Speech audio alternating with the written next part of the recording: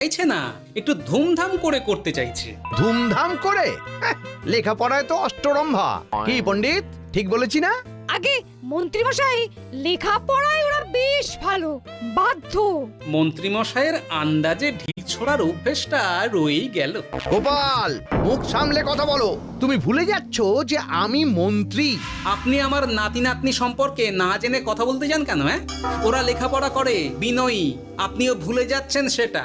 গোপাল, তোমার ঔদ্ধত্য কিন্তু দিন দিন বাড়ছে। তুমি ভুলে যাচ্ছ যে মন্ত্রী সম্মানীয় ব্যক্তি। সম্মান পেতে হলে অন্য কেউ সম্মান দিতে হয় মহারাজ। মহারাজ দেখুন, দেখুন কিভাবে এই রাজসভায় আপনার সামনে কথা বলে যাচ্ছে। আমার দোষ, আমার। আমি যাকে তাকে বড় মাথায় তুলে দিয়েছি। যাকে মাথায় তুলেছি তাকে এবার মাথা থেকে নামানোর সময় হয়েছে।